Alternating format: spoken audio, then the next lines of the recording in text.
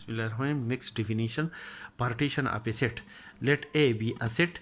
A1, A2, A3 up to so on. An are non-empty subsets of the set A is called a partition of the set A if the subsets A1, A2, A3 up to so on An satisfy the first condition, that the union of these sets, the union of A alpha 1 up to n, alpha is equal to 1, alpha is equal to 2, alpha is equal to 3 up to so on, alpha is equal to up to n is equal to the set A. That is, the union of these sets is equal to the set A, and the sets A1, A2, A3 up to so on An satisfy the second condition, that the intersection of any two distinct subsets of the set A are disjoint for I is equal to 1, 2, 3 up to n. I is equal to 1, 2, 3 up to n. That is I mean A1, A2, A3 up to so on An one of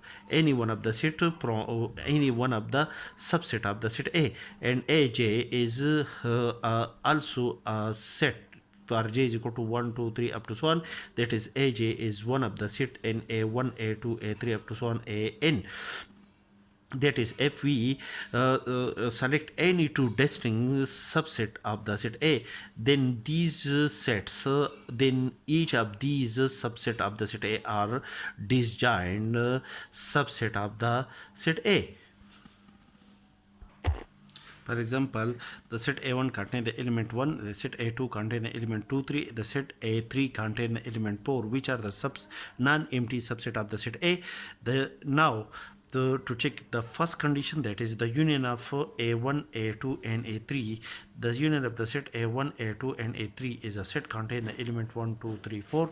That is, the union of A alpha 1, 2 and 3 from 1 up to 3 is equal to the set A, and the subsets A1, A2 and A3 satisfy the second condition, that all these three sets are disjoint sets. Therefore, the collection of the subsets A1, A2 and A3, which are the non-empty subset of the set A, form a partition of the set A.